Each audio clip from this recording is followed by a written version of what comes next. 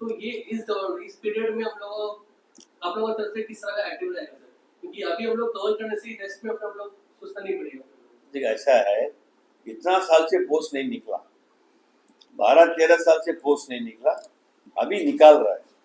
जो आदमी रिटायरमेंट हुआ है उसका अगेंस्ट में इन लोग रिक्रूटमेंट नहीं किया।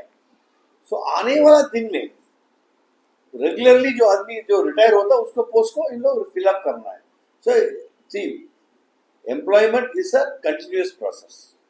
एम्प्लॉयमेंट आज दे दिया कल नहीं, एवरीवेयर, इवन प्राइवेट सेक्टर एक सेक्टर में भी employment is a continuous process. आप रोक दिया, ये आपका गलती है। इतना साल से आप एम्प्लॉयमेंट नहीं दिया बच्चों लोगों को। आप देखिए अभी जो जो बच्चा लोग को आप 2011-12 से एम्प्लॉयमेंट नहीं दिया, आज इन लोग तो ओवर एज हो गया। उन लोग का कॉन्स्टिट्यूशनल राइट को आप लोग दबा रहा है। अभी उसका क्या कसूर है? अभी टीचर्स को जो ट्रेनिंग किया वो क्या मतलब चपरासी का काम करेगा? टीचर्स जो ट्रेनिंग किया वाला ड्राइवर का काम करेगा। वो टीचर्स ट्रेनिंग इसलिए किया कि वो बच्चे लोग को शिक्षा देने बनता था। एक स्पेशलाइज्ड फील्ड है और उसके लिए आप 10-12 साल से नहीं किया, अभी आप अनाउंस कर रहे हैं। ये it's a continuous process. Sir MA Sajid के ऊपर जो एफआईआर किया गया उसमें जो एलिगेशंस लगाए गए उसमें कई ऐसे एलिगेशन थे जो बहुत सीरियस ही नेचर है। जैसे कि एक एलिगेशन लगाया गया कि ये इन्होंने एनिमिटी क्रिएट किया कैंडिडेट्स के बीच में और कैंडिडेट्स को ये भी धमकाया कि अगर आप जॉब ज्वाइन करने आते हैं तो डायर कॉन्सिक्वेंसेस का उनको मतलब धमकी दिया। ये भी एक एलिगेशन एफआईआर में है।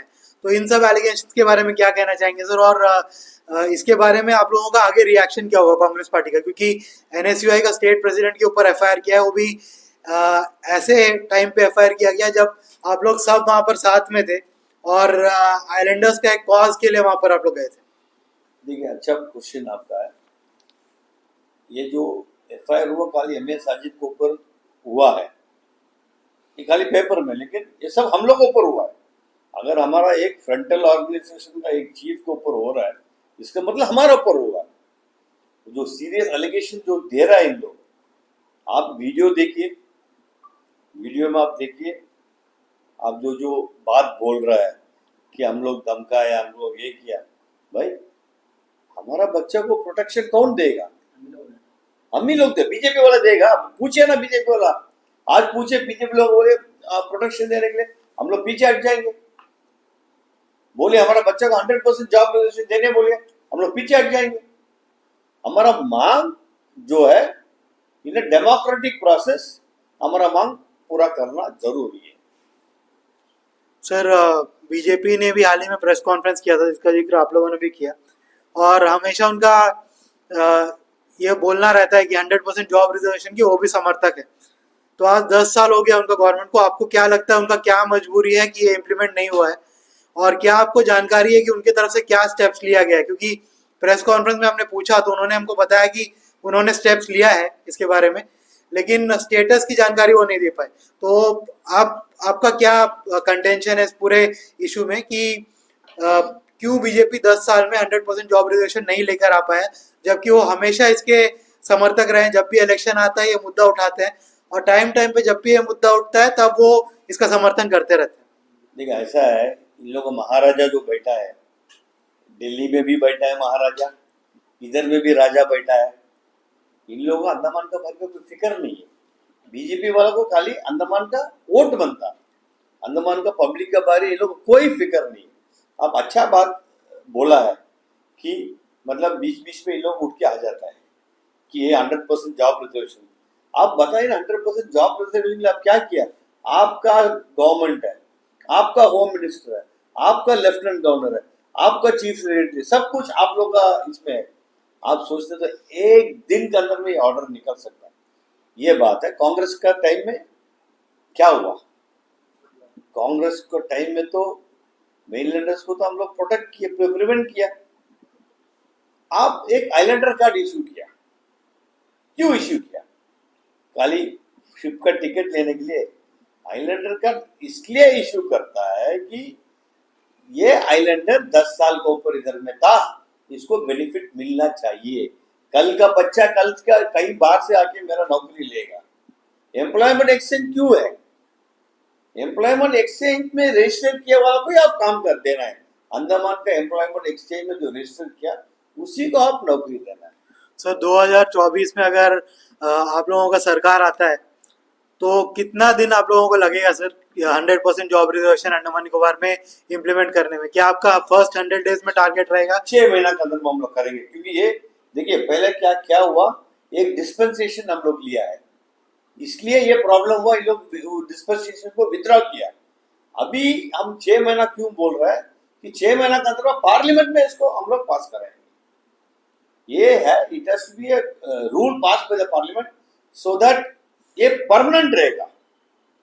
अभी दूसरा गवर्नमेंट आया, निकाल दिया, कांग्रेस का गवर्नमेंट था, वो इम्प्लीमेंट हुआ। ऐसा नहीं होना चाहिए। सर ये जॉब रिजर्वेशन रिलेटेड और एक क्वेश्चन है। अंडमान निकोबार में कुछ कम्युनिटीज हैं जिनके पास ओबीसी का स्टेटस है और कुछ ऐसे कम्युनिटीज हैं जो डिजर्विंग है लेकिन फिर भी उनके पास ओबीसी का स्टेटस नहीं है और वो जनरल कैटेगरी में आते हैं, जिनकी वजह से उनके बच्चों को जो है कई साल से यहाँ पे रहने के बावजूद भी, गवर्नमेंट ऑफ इंडिया के सेटलमेंट के बावजूद भी उनके बच्चों को आज मेनलैंड के बच्चों के साथ कम्पीट करना पड़ रहा है। बहुत तो अच्छा उन कम्युनिटीज के लिए आप लोगों का गवर्नमेंट जब आएगा तब आप लोग का क्या स्टेप रहेगा? क्योंकि उनको अभी तक कोई भी गवर्नमेंट जो है कभी उनके लिए कोई भी सहूलियत जो है वो क्रिएट नहीं कर पाए। वो ओबीसी कमिटी जो आया, ये 10 साल के अंदर में आया? 10 साल के अंदर में नहीं आया ना ओबीसी कमिटी। क्यों नहीं आया? ओबीसी कमिटी अगेन एक कंटिन्यूअस प्रोसेस है। ये कमिटी 2 साल में आके रिव्यू करना चाहिए। रिव्यू कर 2 साल 3 साल रखिए, 3 साल के अंदर में आके रिव्यू करना चाहिए। रिव्यू करके ये जितना भी अभी आप 2-3 कम्युनिटी है जो अपना देश में वो एससी है, शेड्यूल कास्ट, अंडमान में शेड्यूल कास्ट है, शेड्यूल कास्ट एक कैटेगरी नहीं है। ये रिजर्वेशन इन लोग अभी अगर कोई कमिटी फॉर्म करके इन लोग रिव्यू करेंगे, रिव्यू करने के बाद इसको आप आगे बढ़ाना है। तो कांग्रेस पार्टी का इस एफआईआर के संदर्भ में क्या स्टेप रहेगा सर? आप लोग क्या स्टेप उठाएंगे? क्योंकि एफआईआर हुआ है तो क्या आप लोग प्रोटेस्ट करेंगे या इसके ऊपर आप लोग अपना निराशा जताएंगे एडमिनिस्ट्रेशन? हम लोग अभी लीगल वे में जाएंगे, क्योंकि ये देखिए ये जो स्टेप इन लोग लिया, लीगल स्टेप लिया, हमारा लॉयर के थ्रू में एक केस का हम लोग आगे लेके जाएंगे।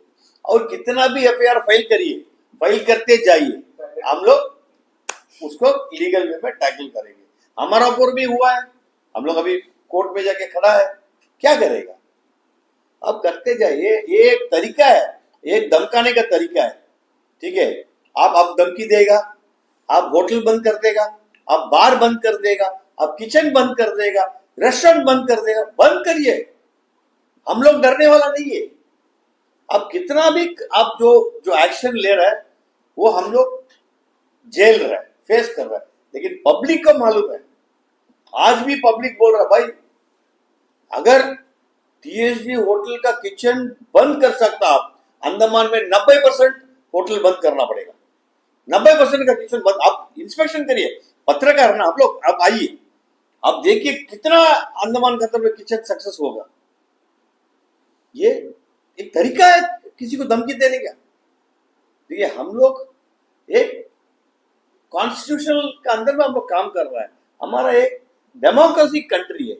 ये तो अभी जो दिशा में जाता है वो दिशा जो है चाइना है। Single party, single rule, single man, single order. आप देखिए ना पार्लियामेंट में जो ये पास किया, जो कानून, जो 3 कानून अभी पास किया, उसमें डिस्कशन हुआ है, उसमें बहुत सारा लकुना है। एक लकुना आपको बताएगा, जो हिट एंड रन केस का है वो शायद रात को वो देखा भी नहीं होगा। कभी कभी वो रोड में क्रॉस करता, रोड में पी के पड़ा रहता, हम एग्जाम्पल बोल रहा है। उसके लिए आपको इमीडिएटली 7 साल सजा, विदाउट एनी 10 साल। आप बताइए, ये है कोई ड्राइवर, एक मामूली ड्राइवर, बस ट्रक का ड्राइवर, वो कर देता। आप तो जो डायरेक्शन में जा रहा आप दिखा रहे हैं ना, एक ही कानून बस आपको दिखाने के लिए, और बहुत कुछ कानून में उसमें लकुना है जो पार्लियामेंट में डिस्कस करके हमेशा ऐसे ही होता, कानून ऐसा पास होता। आप जितना भी अपोजिशन मेंबर को उठा दिया, 146 आदमी को उठा दिया और आप कानून पास कर, ये तो खुला मालूम हो रहा है ना। सर एक लास्ट क्वेश्चन सर, 2018 के एंड में प्राइम मिनिस्टर का यहाँ पे विजिट हुआ था और 2019 का इलेक्शन था, उसके बाद तो 2018 में विजिट हुआ था, लेकिन कांग्रेस से कोई जो ऊंचा कद का जो लीडर है, जो जैसे सोनिया गांधी जी हो गई, आपके राहुल गांधी जी हो गए, खड़गे जी हो गए, इस तरह के लीडर्स का विजिट अंडमान निकोबार आइलैंड्स में पिछले कई सालों से नहीं हुआ। इसका रीजन क्या है सर, और क्या हम एक्सपेक्ट कर सकते हैं कि इस इलेक्शन से पहले आप लोगों का टॉप लीडरशिप में से कोई अंडमान विजिट करेगा यहाँ का जो स्थिति है उसका समीक्षा करने के लिए? देखिए, जब प्राइम मिनिस्टर विजिट किया वो प्राइम मिनिस्टर था, इसलिए विजिट किया, ठीक है। अभी हमारा जो गवर्नमेंट में रहने के टाइम हमारा सोनिया जी आया, सुनामी का नेक्स्ट दिन सोनिया जी आया, सुनामी का तीसरा दिन पूरा कमिटी आके इधर बैठा था, निकोबार गया, सीधा निकोबार गया, और मनमोहन सिंह जी 3 बार आ गया अंडमान में। ये आपको सोचना चाहिए। आज आप जो सवाल उठाया, हम लोग अभी ये दिल्ली में किया था, हम और हमारा पीसीसी प्रेसिडेंट साहब, इसका बारे में हम लोग जो बड़ा लीडर से बात करके आया, इन लोग जरूर करा।